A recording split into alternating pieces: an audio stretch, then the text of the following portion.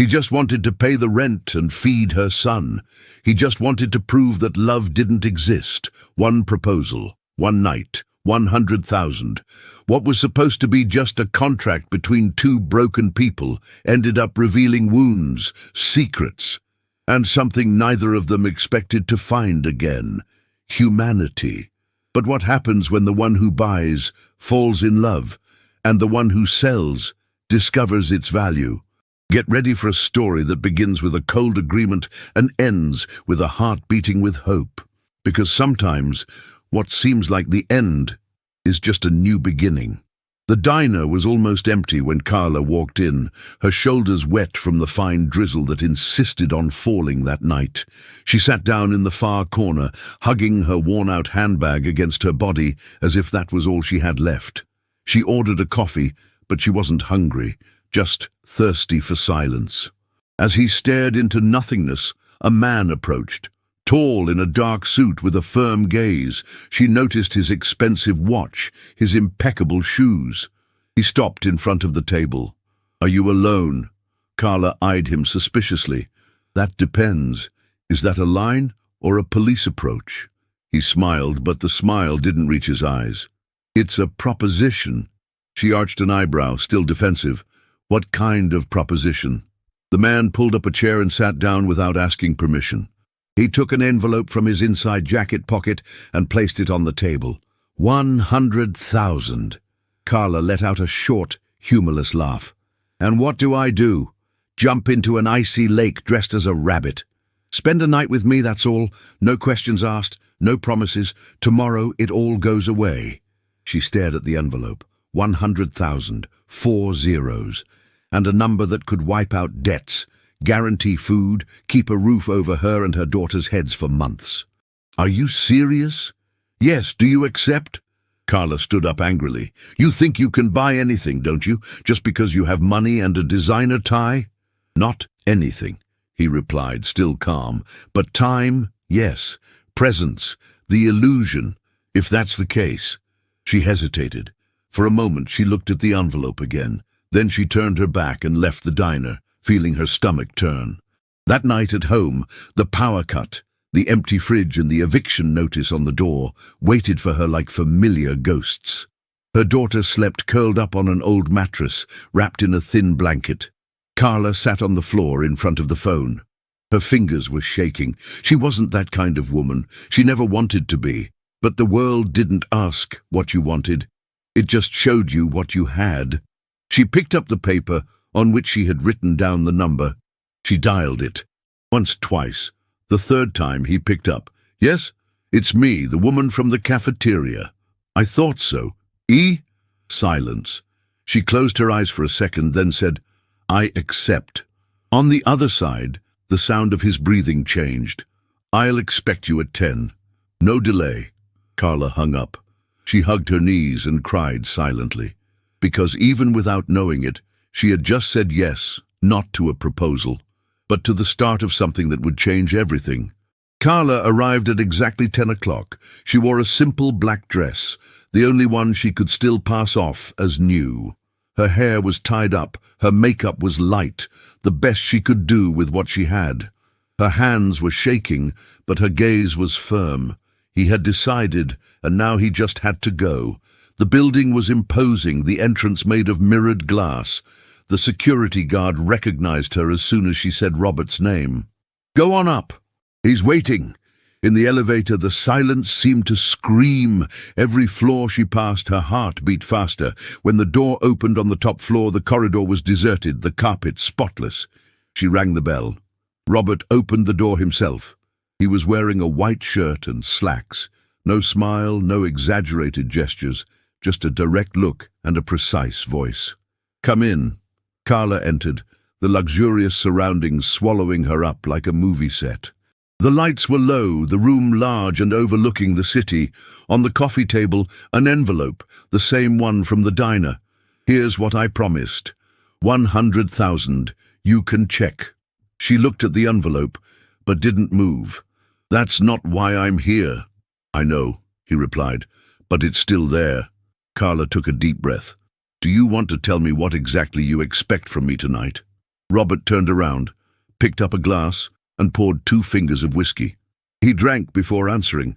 "I want company, that's all." She frowned. "Company? No touch, no obligation, just presence."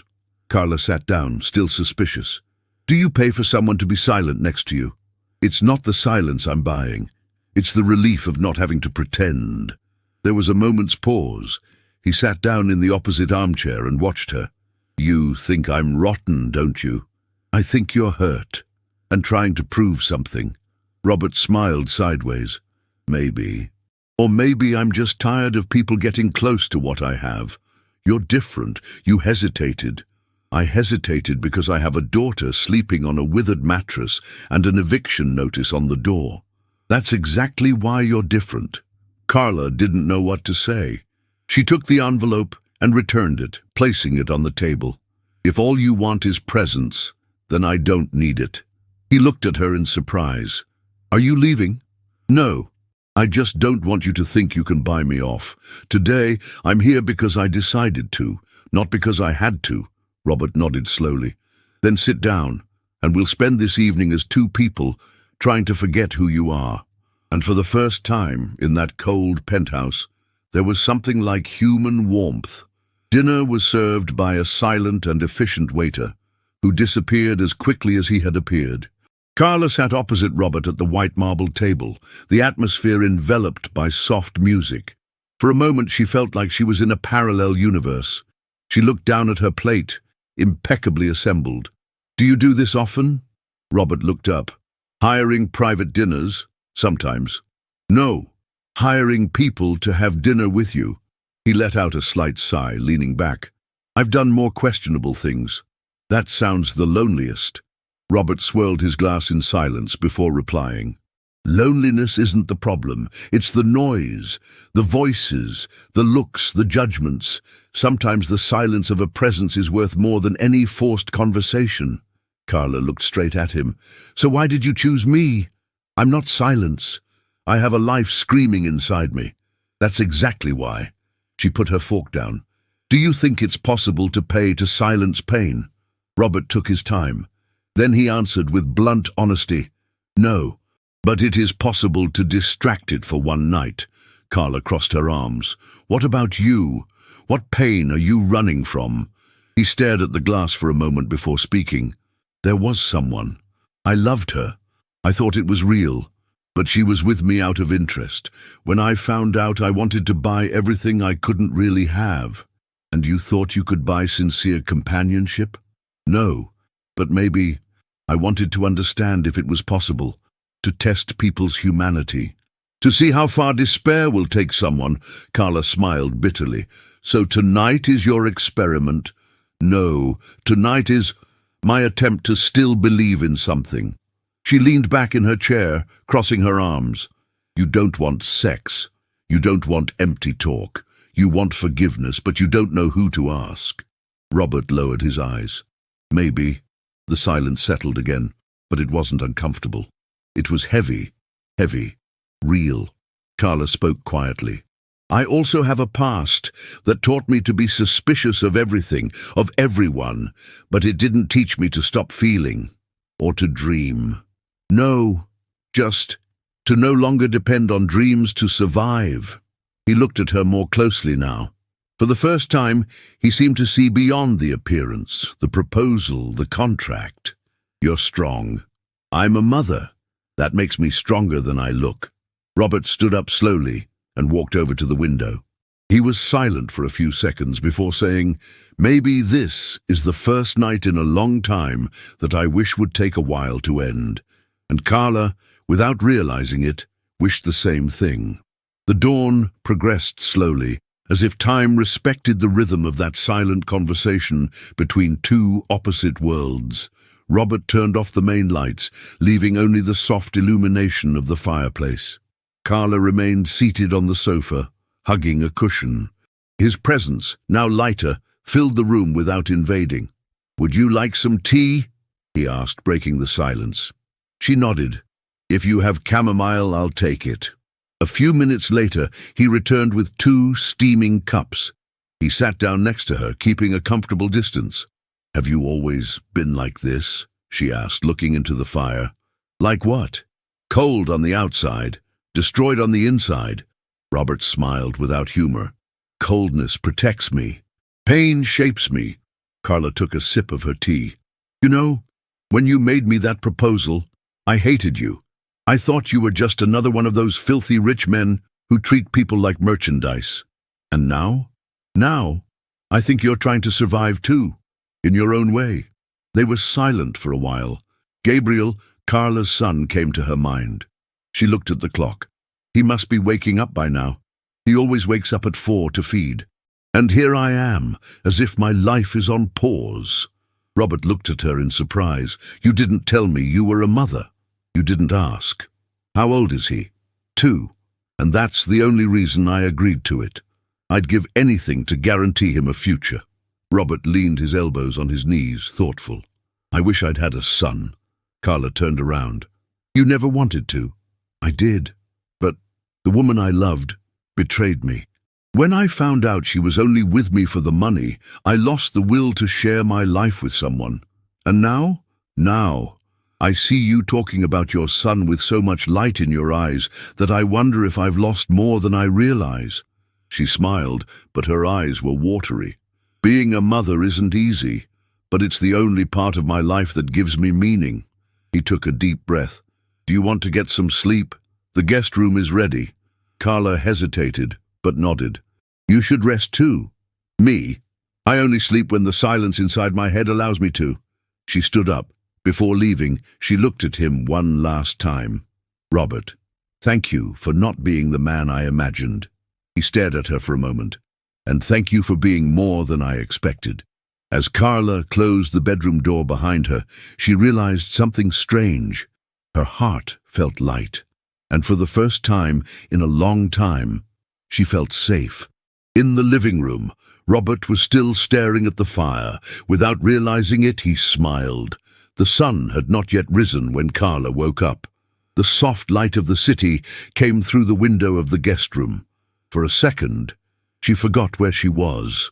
But then the memory of the night before came back like a whisper, the contract, the conversation, the fireplace. Robert. She got up slowly, put on her coat and looked at the envelope still on the bedside table. She walked over to it, held it tightly for a few seconds, and left it exactly where it was. In the hallway, everything was silent. As she passed through the living room, she saw Robert asleep on the sofa, covered by a blanket. His face seemed calmer, lighter. For a moment, Carla thought of waking him up, of saying something, but the words that came to mind seemed to have no place at that moment. She opened the door slowly, like someone leaving a house that wasn't hers, but where something important had happened. Hours later, Robert woke up to the sound of his cell phone vibrating. He stretched slowly, and when he realized that Carla was no longer there, he jumped up. He walked to the guest room, empty. The envelope lay untouched on the table. He frowned. He picked up the envelope and opened it. Everything was still there. The money, the terms, the signature. And next to it, a simple handwritten note. I didn't come for the money. I came because I needed to believe that there are still wounded but honest people. Thank you for the night without a mask. Robert remained motionless for long seconds. Then he slammed the envelope down on the table. He walked to the balcony and leaned his hands on the parapet. The phone rang. It was an unknown number. He answered on impulse. Hello? You came to see me yesterday. And now you want to know why I left? It was Carla. Her voice was calm but firm. Yes, he replied. You should have taken the money. But I didn't, because, in the end, it wasn't what you offered me. And it wasn't what I was looking for either. So, what was it? You gave me a night of dignity, and I gave you back a night of truth. Nothing more. Robert leaned against the wall. I don't know what to make of it. Neither do I, she confessed. But I know that we never come back the same from a night like that. Are you going to see me again? Silence for a moment. Maybe, if it's to remain who we were yesterday. No contracts, no lies. The call dropped. Robert held the phone in his hand. feeling the weight of something that didn't fit into figures, and in that instant he realized that for the first time in a long time, he didn't want to buy anything else. He just wanted to feel. For weeks, Robert tried to carry on with his routine, meetings, negotiations, trips, but something had broken inside him, or maybe finally something had broken free. The image of Carla kept coming to mind, the look in her eyes, the way she held her cup with both hands, the firm silence with which she faced the pain, and above all, the way she had left without taking anything, as if to prove that the value of things was not in the price. He hired a detective. He spent days with no news until finally a folder was delivered to his desk.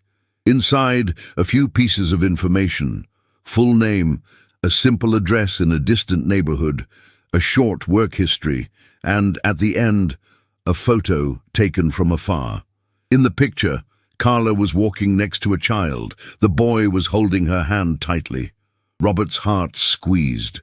That same afternoon, without telling anyone, he took his car and drove to the address. He parked across the street and stood there, watching from afar. Carla came out of the house with her son on her lap. She was tired, her eyes heavy, but there was tenderness in every gesture. She played with the boy, laughing between words. It was a simple scene, and devastating. Robert felt his eyes sting. That woman had come into his life as a temporary arrangement and left an irreparable crack. She wasn't just a presence, she was truth. And he didn't know how to get closer without seeming invasive, without destroying what little there still was between them. The next day, he returned to the same place. He was carrying a bag of toys and children's clothes, but he didn't get out of the car. He didn't have the courage. He just watched, like someone spying on a future that he might not be able to live. A lady passed by, noticed him, and tapped on the window. "Are you looking for someone?" Robert smiled awkwardly. "A friend, but I don't want to bother you." The woman looked at the bag. "If it's to help, nobody bothers." He thanked her but didn't go downstairs. When the lady walked away, he leaned his head back on the bench and closed his eyes. At the end of the afternoon, back in his penthouse, he sat down at the table with the envelope still intact, the same one Carla had left. He took the money out, put it in a new bag, and with it, a letter. "You gave me more than one night. You gave me a mirror. You gave me an answer. Now I want to give you back what I've learned. Sometimes what we look for in others is in those who need us most." He didn't know if she would accept, but he had to try, not for redemption, but out of gratitude. Carla was wiping the dishes with mechanical movements when she heard knocks on the door.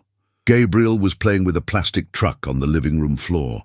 She approached cautiously, looked through the peephole, and froze. It was him, Robert. She took a deep breath before opening it. What are you doing here?" Robert held a bag in both hands, his eyes steady but visibly nervous. "I needed to see you, and I didn't know how." She crossed her arms. "I didn't think we'd see each other again." "Neither did I, but you haven't left my mind ever since that night." Carla hesitated, then opened the door a little wider. "You can come in, but don't be long." Robert walked in slowly. He observed the simple room, the toys in the corner, the peeling wall. Gabriel, curious, approached the hem of his mother's skirt. "Is that your son?" "Yes, Gabriel." He knelt down and held out his hand without forcing it. "Hi, champ." Gabriel looked at Carla, who nodded. Then he approached and held Robert's finger for a moment. The simple gesture had a devastating effect. Robert stood up and handed over the bag. "It's not a handout. These are things I thought he might need, and a letter from me."